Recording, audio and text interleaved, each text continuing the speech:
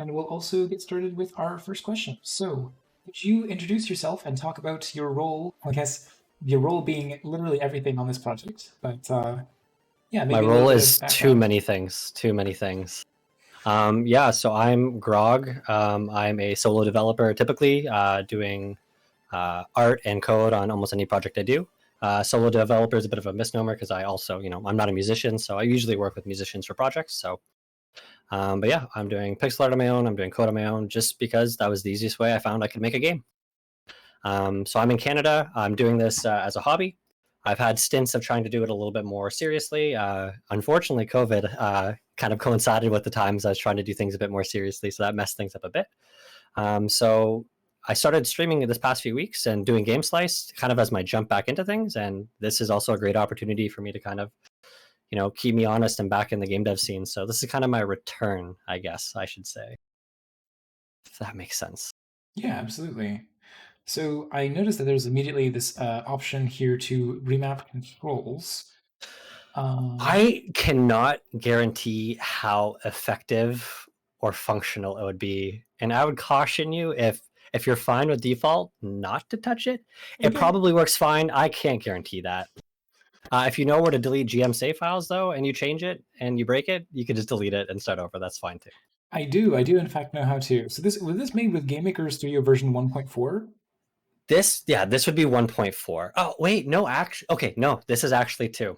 So this actually started as a jam project between me and another buddy. We wanted to test out GMS2 just released that week, and we never worked together, and we wanted to make a game in a week. I have the version called Tower Game on itch.io, and you can see the bones of this game here. A lot of the graphics are the same, but it's just a lot shittier. I'm allowed to swear or no? Yeah, it's fine. Okay. It's a worse thing, but yeah. So it was a project made actually to start learning GM, and also me jumping over to Sprite from Graphic Scale as well. So it's kind of like a learner project, and I ended up really liking what I had, and it was a downscope from my previous project. So I'm like, you know what? I'm going to continue working on this. My partner has his own projects he's still working on. It's in a great shape, but he's like, I would like to work on this, but I can't have time. So I had his blessing to kind of take over and run with it. Nice. Yeah, this is oh, I turned the music like so low down and I feel like maybe it just can't hear it at all. So I do have to shout out the music. The music for this is by a musician named Fail Positive. I can toss his Twitter link in. Please I do. guess you might. Yeah. So he's a young musician, and he's one of my favorite people to work with. He's so fast and so efficient. It's insane how quickly he like did the music for this, and it wasn't. It's a weird scenario. I'm not going to get into it too much, but like just like it was so quick. So I've done a lot of jams with him, and he's awesome, really good. So yeah, let me find that link for him because he deserves all the love he can get. I can hear the sound effects. So I think it might just be, is there any music in the like opening area of the game?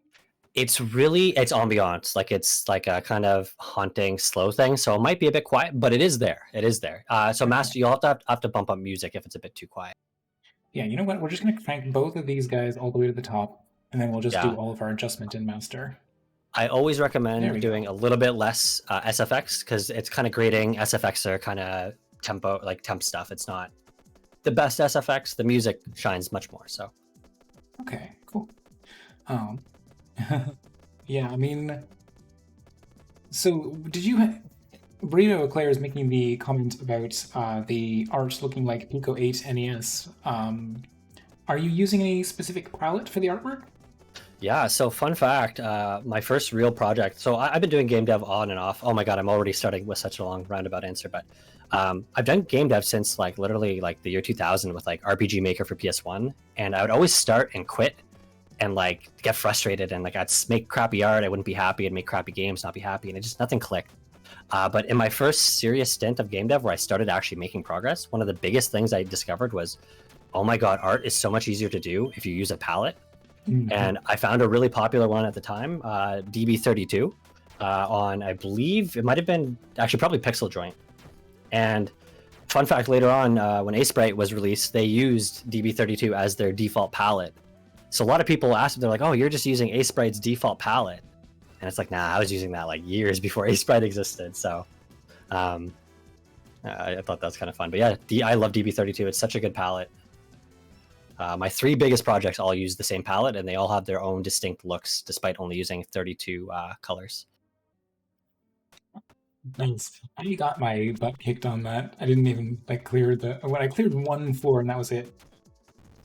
Fair. So what I'll mention about the difficulty, yeah, So this is a thing. This is an unprompted answer to a question, I guess. But when you're making games like this, a lot of times you're making them for yourself. Like, it's like, I need to start making levels. You're not necessarily designing level 1 of your game. You're designing like, if I have a spike and a skeleton, like, what can I do with these 2 things? If I add a slime, what can I do with these things? And the result always isn't necessarily the easiest thing.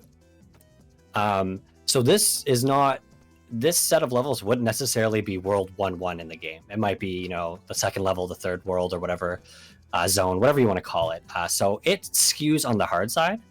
I would say give it a shot at first, see how it goes. It is challenging. If you eventually just want to see some of the stuff, there is, I think, a pretty easy God mode that you can turn on, just to kind of experience some of the stuff, because it is quite challenging. So one thing I'll mention is if you're using the analog stick, it doesn't work with drop down.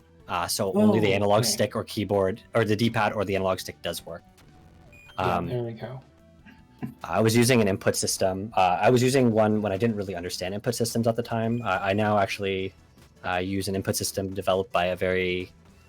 there's actually 2 good ones by 2 very talented game maker devs. One's by Seabass and one by Juju. Juju has done a lot of good work in the GM community, making free assets and stuff that are really, really useful, and has also done work on like Hyper Light Drifter and Deltarune. So really awesome stuff. So just to address a couple of things coming up in the chat. First of all, Skvader asked quite a while ago if I plan on participating in the upcoming Ludum Dare, and the answer is yes. In fact, along with Burrito Claire and Boykala as well. We're all going to be collaborating on a project. Cogh? C-O-G-H? If that's supposed to be pronounced differently. It's Co. Hey, Co. Co. Okay. All right. No, because there would be a U if it was supposed to be cough. So yes, Co. Welcome. Yeah, I guess a lot of your viewers have tuned in. That's excellent. We just got started pretty recently, and don't worry, I'll be making sure to create a full archive of this. Co, thank you so much for the follow. And no, Skvader, it's not going to be a massive team, just the 3 of us, because we're all Game Maker developers. Because yeah, I am still using Game Maker Studio version 1.4 quite stubbornly, and I own 2, but I only ever import projects from 1 into 2 and then tinker with them before putting them up. So, by the way, how have you found the transition between Game Maker Studio 1 and 4, or 1.4 and 2? Honestly, like, if I'm gonna ignore 2.3, which is actually almost like a version 3 in a sense, but I don't know if this is just a me thing, but sometimes when using software, I end up just like, when things aren't doing what I want it to do, I get like so frustrated to the point where like I'm like just like exacerbated, like not in tears, but like I'm like, things are breaking me down. I found so many times GMS1, I would just the way it worked just frustrated me to no end. The room editor being a prime example of that. There's a lot of frustration. This is, once again, I'm probably going to be doing this constantly. A long roundabout answer of saying, I love GMS2. It was such a big jump for me. It doesn't seem like a big thing, but the way it works for the most part just made me happy. I had a lot of issues with GMS1. And this is just all the IDE, like the IDE itself. Not necessarily, there's not major code changes or anything like that. It feels nicer to use. I have less stress with it. That's hilarious, because longtime viewers of this channel will tell you that I have the exact opposite experience. I love Game Maker Studio 1, and I can't stand Game Maker Studio version 2. Interesting. So the 2, maybe you can comment on these. The 2 big things that stand out to me are the room editor in 1 is essentially useless, which, a lot of people just bypass it by making their own level editors, whatever. Totally valid. But like, if there's no layers, if you have to move stuff around, it can be really broken. And the other thing I really didn't like is just how after a while of working, you just have a pile of windows. You just have a pile of windows, and you're like, where is that other window? And you just end up closing like 50 objects that are open. It's weird. So I'll give a quick answer, because I want to be asking you more questions than anything today.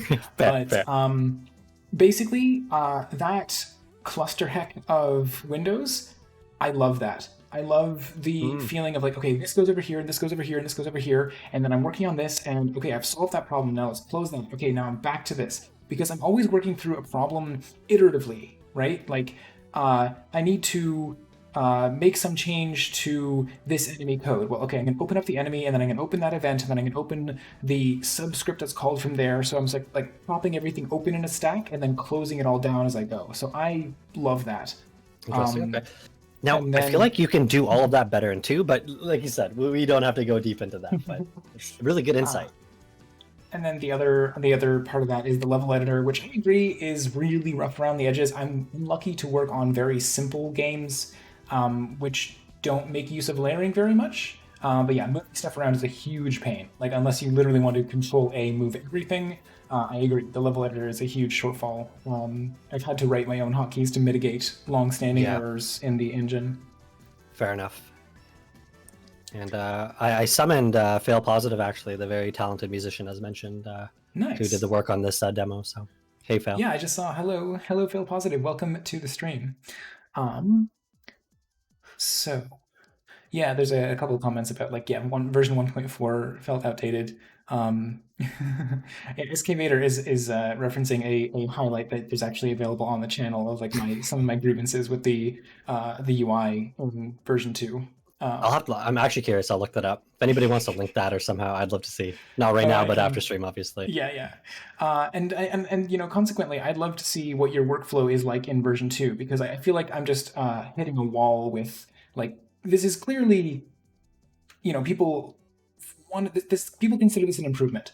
So what am I doing wrong? What's not gelling in my brain as to like why this is Yeah, why for this sure. should There's a work? couple little things. It's not perfect, but there's like Control T is a godsend. You press Control T, it opens a search bar, and you can type in the name of any asset, and like even type a couple characters. Press Enter, and it just opens. Like you can just open things so fast. That's a big thing for me. Quick maneuverability. Yeah, I can absolutely see that being really handy. Um okay. So let's see if I can make, you know, any progress in this whatsoever. But if it's developer difficulty, then so be it. That's totally fine. I Yeah, totally know what that's 100%. like. Um, a Um, couple things I'll mention. Sorry, just I don't know how it's tough to like kind of like think and like watch a stream. I'm a dummy yeah. sometimes, but one thing I'll mention: a lot of people have issues with the wall jump Mhm. because I tried to simplify it because it's a really fast paced game. I don't want any like.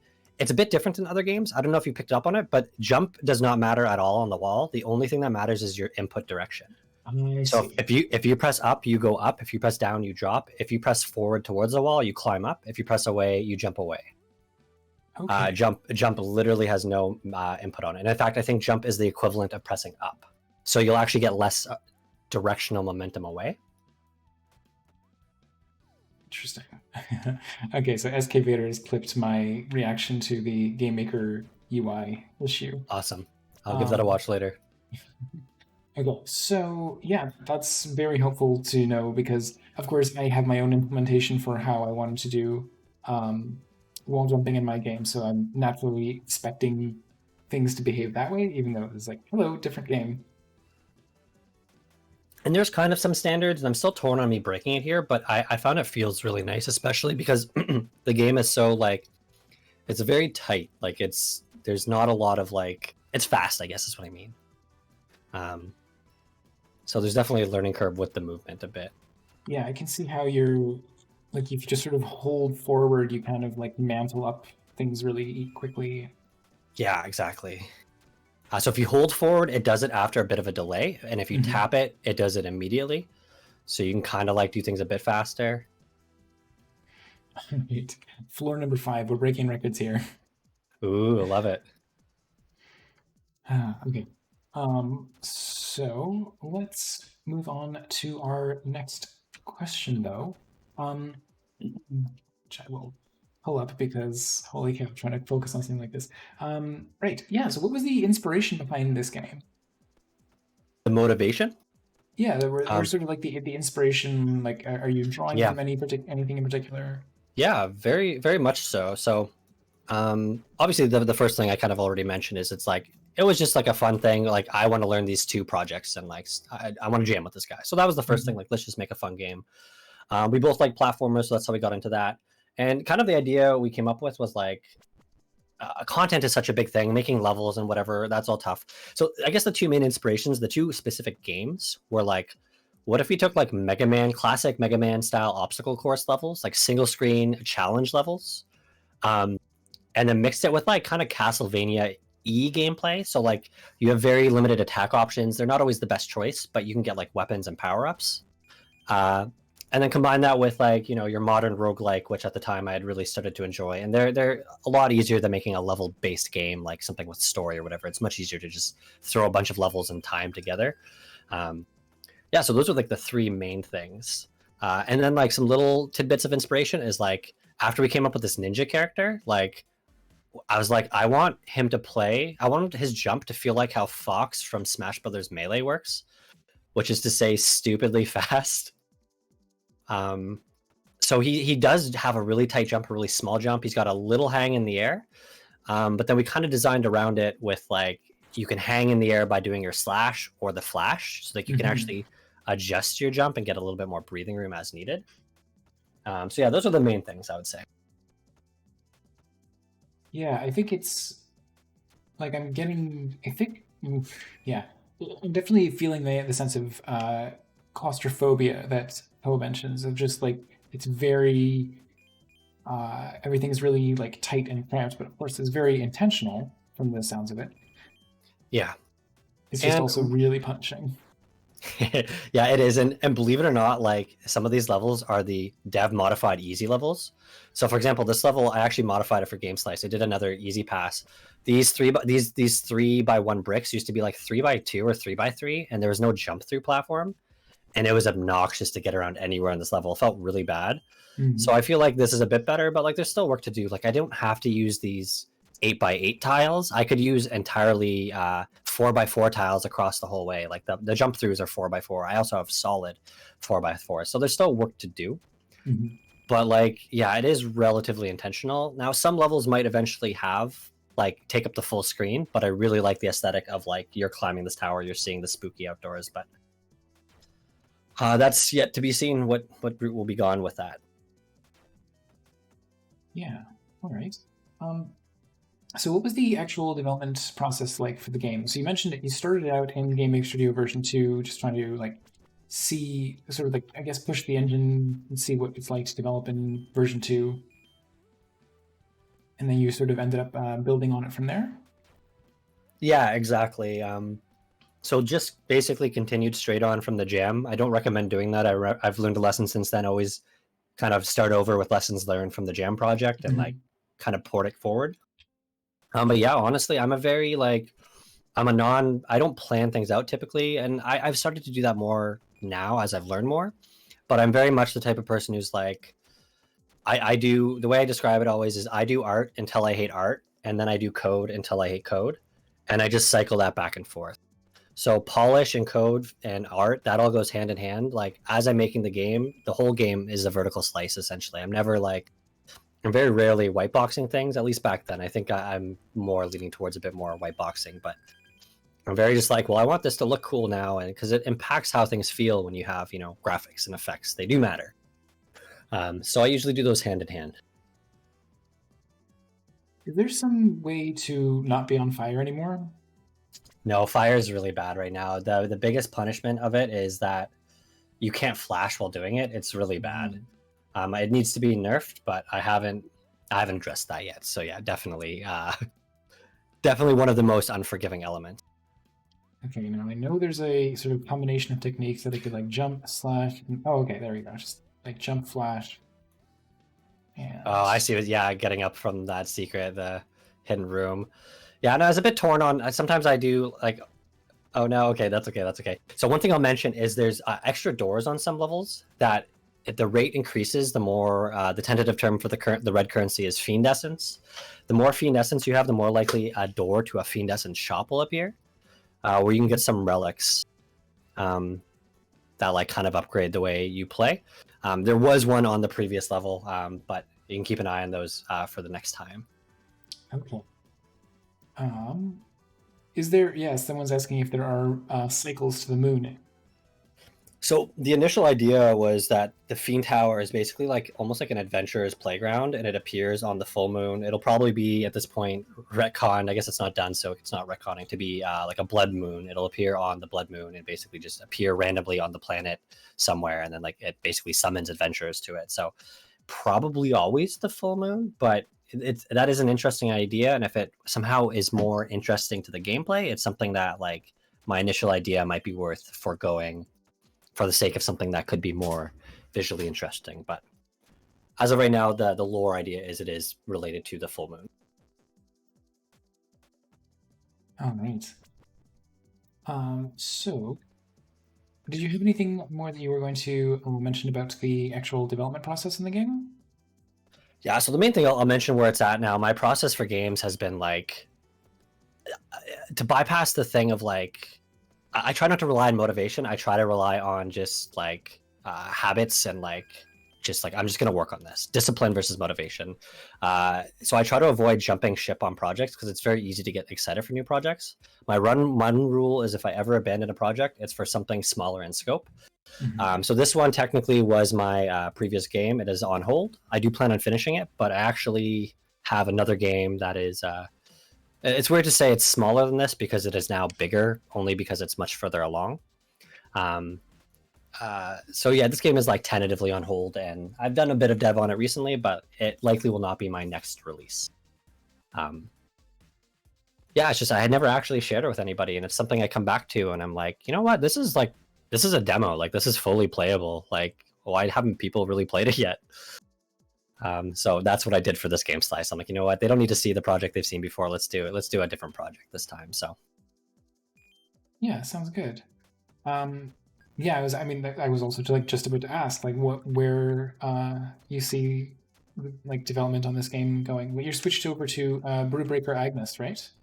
yeah, exactly. And I don't know if it's spoilers, but you can kind of talk about that, I guess, or Well, yeah, I mean, so I asked you originally, like, hey, do you want to come onto the channel and have a chat about one of your games? And then you said, like, oh, sure, which one? And I said, well, why not both? So at some point in the future, a not quite planned out second interview will occur where we give Brewbreaker Agnes a try, yeah. talk through it as So we're doing now. I'm quite excited for that. Quick little caveat about this game, and actually, maybe I'll save it for your next question, but it's regarding the boomerang. Um, this would be about, I think you had mentioned the kind of clever shortcut or hack. I don't mean to steal your questions. I'm sorry, I'm Oh, go terrible at for it. this. But one thing that is kind of interesting is I learned a lot on this project, and I guess this kind of goes into the development process question. But I had the boomerang really cool. I really liked how it worked. It went out really fast, and then it spun at the end of its cycle, and then like hung there for a few seconds, and then came back, and it felt really cool. But the boomerang you just had, I hate it so much. It makes me so mad. But I actually refactored the code to be like, I basically made a projectile API.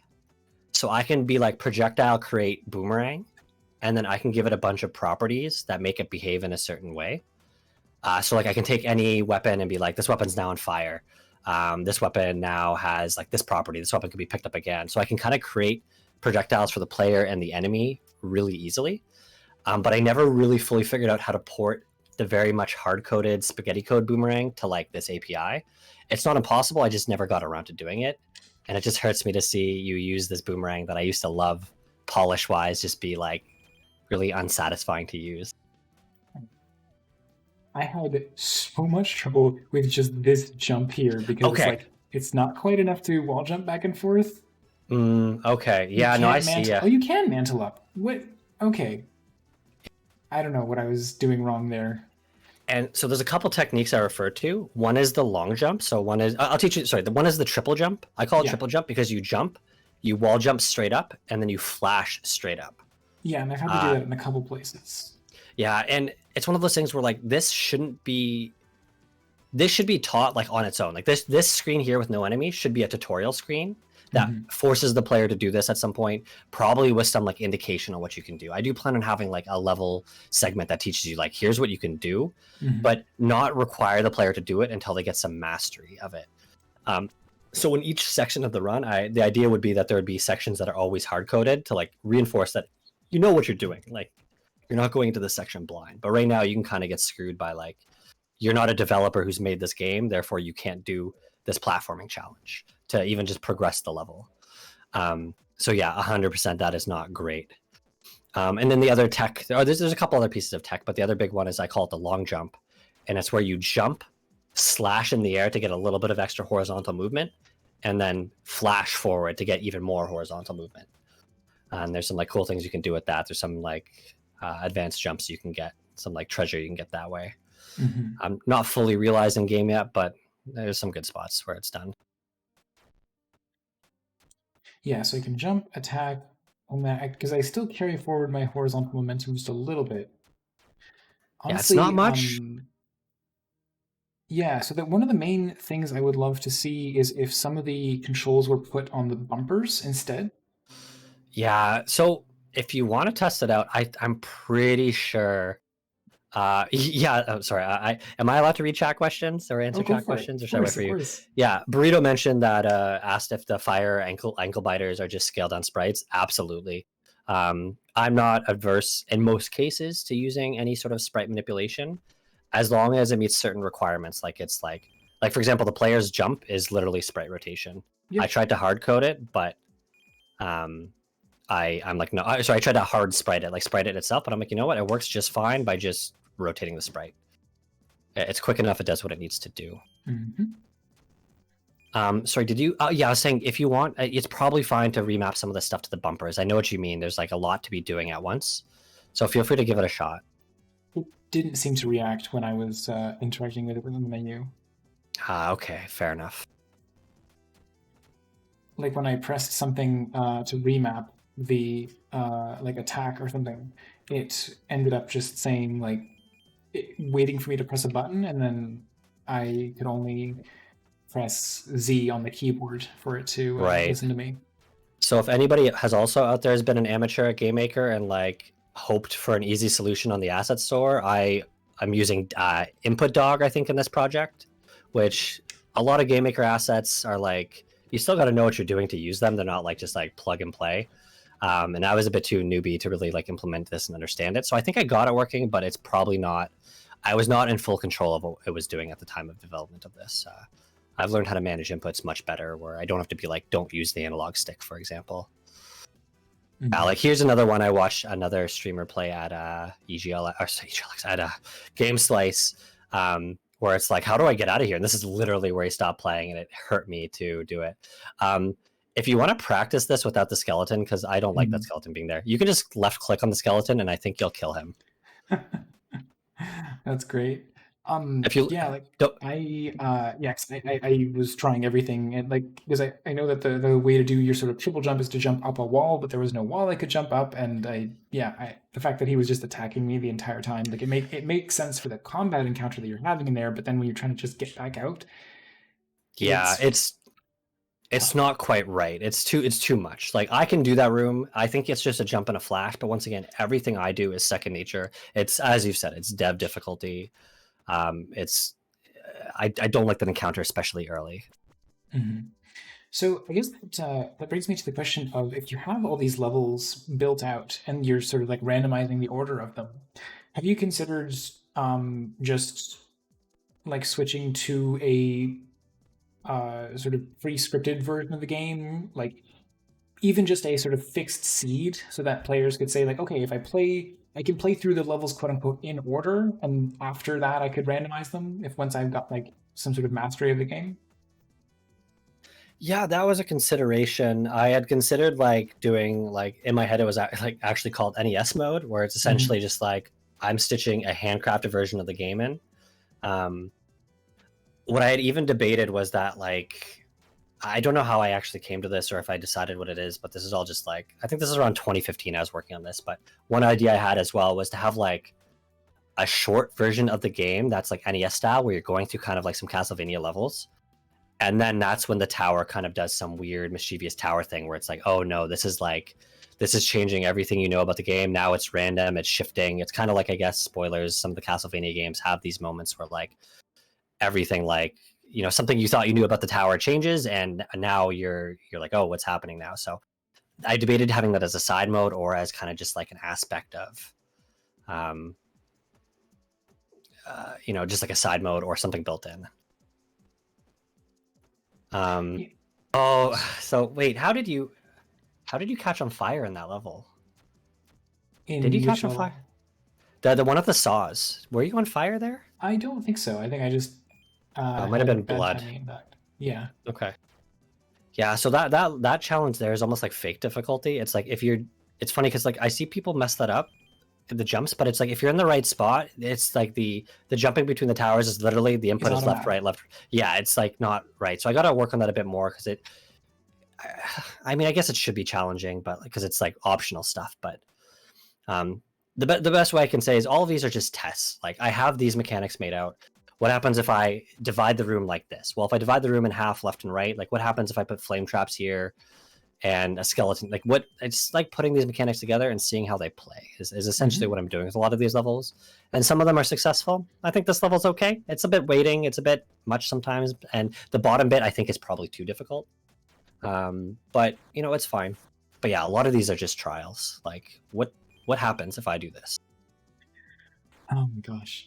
It is really punishing difficulty. Well, from my perspective, it's punishing. Like Yeah, you can just get hung up on an obstacle and get sort of stuck fighting it, like because you are sort of like on this razor's edge of like an enemy will be standing, like you're gonna not be able to see this on a because of the delay of the stream, but like an enemy will be sort of hogging a platform with maybe like a tiny bit of room for you to stand in front of them, or like you've got to like jump and do a midair attack. Like it's very little room for error, yeah, which definitely pushes it, you know, a little bit beyond the difficulty of something that I would normally play.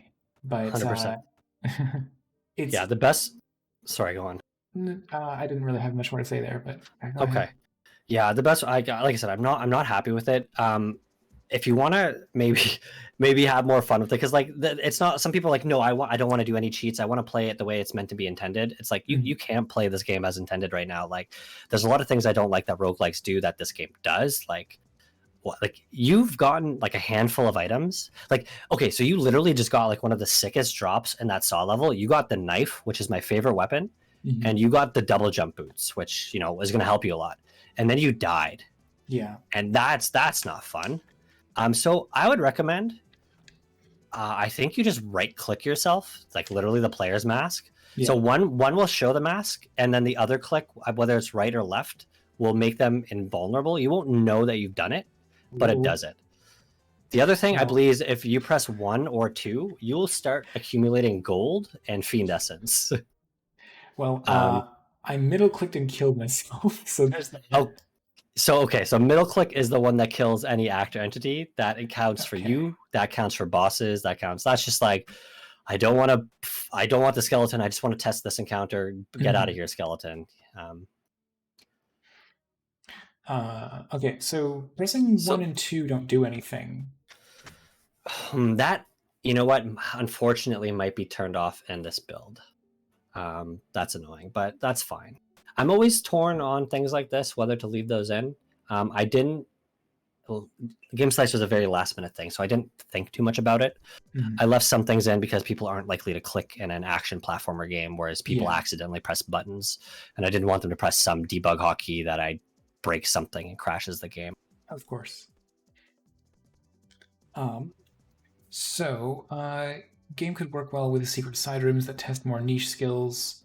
Um, yeah, Koa is mentioning that you've got a more nuanced idea of progression now.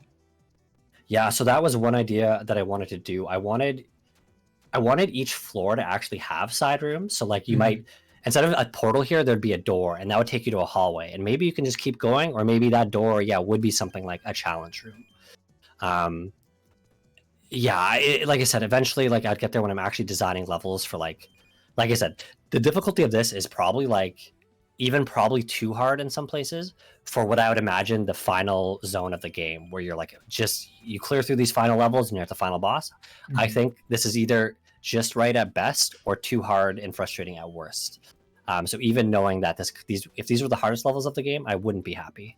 And some rooms were edited to have more of those kind of like, some of the rooms with the chests, they're like modified to be like, these are specifically here to test a thing, and like there's an easy exit to that. Like this room, I actually like this room a fair bit, because like you don't have to go down there, but there's 2 chests, and maybe you get them, maybe you don't, but you don't need to. Yeah, it's interesting. Whoop.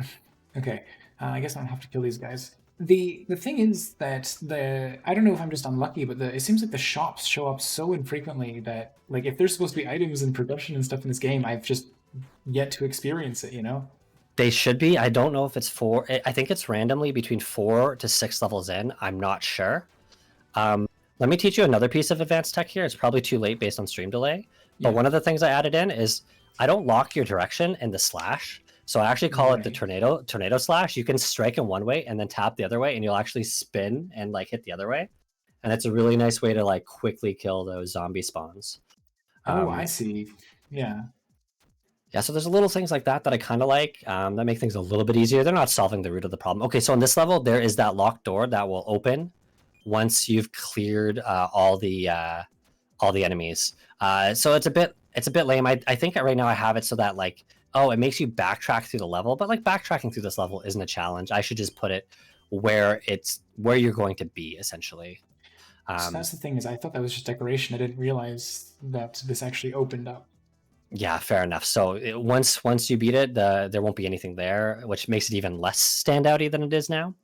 But yeah, there'd probably be a sound effect, and like, there's no animation or anything. There's no polish. It's just like, this is a door to test a room. So that will give you it's really dumb right now because you can even go to that room and not have enough Fiend essence. And I really don't like that. Do not touch the portal. Okay, good.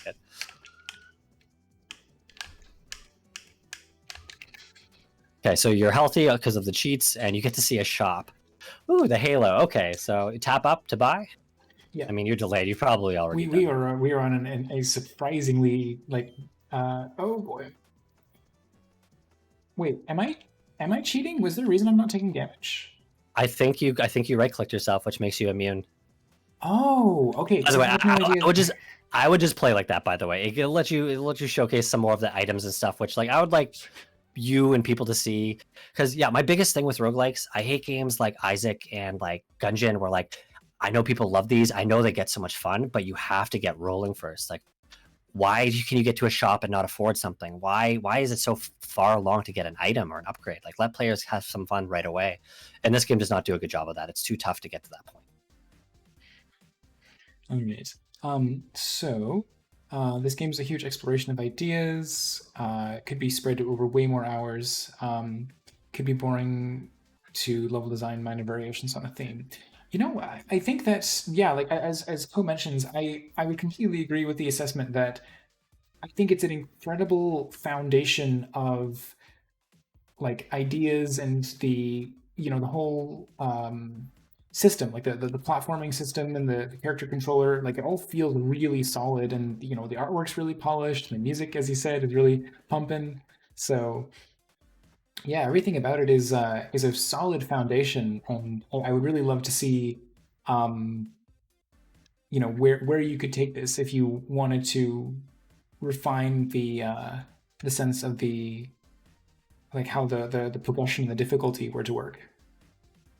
Yeah, totally valid. And I'd probably do like, I had a lot of big ideas for that. I'd probably like, I was really happy coming back and seeing like, honestly, the games here just make like, there's a handful of enemies on this stage, and they work pretty well together. They, sometimes a bit frustrating, but like that can be adjusted, right?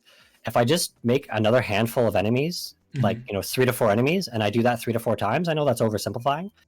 I have the tools to make 3 more zones, 4 zones in a game. That sounds pretty good. Make the bosses, like there's a game here.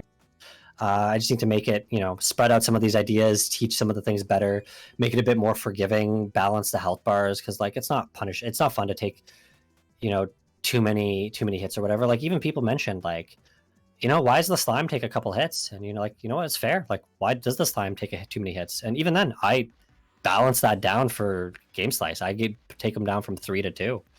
I made the spider take 1 instead of like the thing that shoots things. I made that take 1 instead of 2. Like, but it's like, yeah, just let players kill things. Like, why are things like You've worked your way to the skeleton. Why do you have to hit him twice? Let him just die. Make a powered up version that's like, okay, this is the beefy one. Like upgrade him randomly. Like sometimes they can be on fire. I'd eventually like to have more variation on that, but Yeah, I think that it's something that I call the Goomba principle, and it is the idea that, like, you know what, it's fine to just have enemies that die in one hit. Like, the the player wants some fodder enemies. They're gonna feel good about being able to just kill stuff. yeah, it's fun to play a game. It doesn't need to be hard. That's the biggest thing I tell people doing jams. Like if anybody's doing the Ludum Dare coming up, like just like it doesn't need to be hard. Make it players want to feel good while playing the game. Like just make it like so much easier than you think you need to make it. Yeah. And like just make it fun. For so many games are ruined by just like it's just too hard. You didn't get your core loop in and then it's too hard, and like it's the biggest flaw I think I see in people doing game jams in terms of like having that satisfaction of people playing your game at the end and like oh they like it. Yeah, and the developer difficulty is going to plague everyone, and it just takes a really long time to sort of calibrate your sense of like, oh, okay, this is hard for me, therefore I'm going to take a few passes on making this easier and yet easier and yet easier to ensure that this is a comfortable level for someone who's approaching this from nothing. Yeah, exactly. And like the best, once again, I hate defending myself in this way because like none of the criticism of difficulty is like new to this. It's just like I know what needs to be done. These are not production levels. These are let's test what can I do with the tools I have. This is like these are Mario Maker levels. Can I what happens if I put these things together? But they're for me to figure that out. I never actually sorted them out into a real game, and I think that was one of the last things I was doing, like production tutorial levels. Like let's have these levels that you always do to get into the tower, just to kind of like, or like the first time you enter the tower, like you have to like go through some levels to actually get to the tower that kind of teaches you to play. Stuff like that. Mm-hmm. Yeah, absolutely. Whether it's just like um, the sort of tower courtyard or something that is Yeah. the play Yeah, space. exactly. I haven't been watching, but I really like the knife, and I think the knife you have, there's no indication of it, but I think you have the fire knife. I don't think the fire effect does anything on your own weapons, unfortunately. But I liked the little effect of it, like bouncing off the wall and spinning, and like I was initially going with the idea of like Castlevania where things can run out, or like some things have a collection system that you might collect. Mm-hmm. But I'm kind of over that. That was like a design, like I was kind of interested in Castlevania at the time, and I'm like, I want to see if I can make this work. I think I might honestly do like a ooh, that was not fun watching you take that portal accidentally. I don't like what happened there. Bad design on my part. But I think I would go with some sort of recharge system where like you don't run out of ammo, but like the item doesn't disappear. You have a way to like recharge it with like either Fiend Essence or something like that. I guess Castlevania does do that. Your hearts are your thing. So yeah, right now it's pure ammo based for most weapons. So I couldn't tell whether I had ammo or whether I could just like pick it up again after using it. But that was oh, like because of okay. the boomerang, right? Yeah, so I think you might have. I think there's a glitch with the knife too, but I think you have it, but you threw it and didn't pick it up, so it's technically like there still, so it's a bit busted. So like you don't have the knife right now. That might be my bad. Yeah, I had a feeling that was the case. And then yeah, the other relic you have right now, it doesn't matter, but that halo following you. I'm hoping those 4 pixels convey a halo. Yeah. But if you were to die, you would be revived with like I think full health. Mm-hmm. So like an example of something that will power you up on your run and enable you. But like I said, you don't get those items early enough, often enough, in a manner that's enjoyable with this build. Yeah, so I guess was there? Did we? I think I'm looking through the questions here, and I think we've pretty much addressed everything. Although I'm really enjoying the sort of like overall like difficulty balancing design discussion that we're having. Um, I just wanted to see. Well, first of all, if anyone has any questions in chat, please feel free to send those along. And yeah, I guess so. If you What are the conditions, I guess, under which you come back to working on this project? Is it just sort of like planned to be down the line after Brewbreaker Agnes, or do you have Yeah. something specific? So like I had a bit of a all my answers are dumb and roundabout. I had a bit of burnout to the point where like dev got weird for me. And so right now I'm actually at the point where I'm just like, this is not a job. You like game dev, you like doing art. Work on what you want to feel like working on. So like there's gonna be a bit of Fiend Tower dev happening, I think, just like for fun. But when it comes time to like release something, it's going to be Brewbreaker Agnes because it's much closer, and I can't wait for you to play it actually and for the chat to see it because it's just I've learned more and it's a much more polished experience. It's actually a demo versus like me testing things out on myself. Um, but yeah, like I don't necessarily know that it'll be my next game because I've learned a lot about scope with my initial game, Dash and Atlas, scoping down to Fiend Tower, scoping down to Brewbreaker. That like honestly, I might take like a jam project that's like mechanically already done. It doesn't need anything else, and just wrap a menu, wrap a thing around. Like just do something really easy and just get another game out in actually 3 months versus like sorry in proposed 3 months, but then actually 6 months versus taking Fiend Tower, which still will take a good bit of time to like finish because I say I just need to make more enemies, but it's never just making more enemies. There's difficulty to that. Yeah, of course. All right. Yeah, old games needs fleshing out. Absolutely. That is always the case. It's never quite like it's that last 10% that takes you the remaining 90% of the time. Yeah, and if I can say any piece of advice for anybody getting into game dev or trying to release a project, just always figure out what your goals are. And if your goals are releasing a project, if you haven't released one, make it small and then be like, no, that's too big, and make it like even smaller. Just keep making it as small as you can because like, man, when things go so fast at first and you feel so confident and there's just you hit a wall of things you don't know that are coming, even unrelated things to game dev, like showing your game, demoing your game, pitching, just all these things you don't know about yet. It's so hard. Making games is hard. Finishing games is hard. Yep, absolutely. I mean, I very much agree for my part, and yeah, I think it's a good place to sort of wrap things up for now. As we said, we've got the sort of second interview planned some point down the line, and between now and then, I'll also be coming and joining you on your stream where you'll be trying out Absolutely. the game.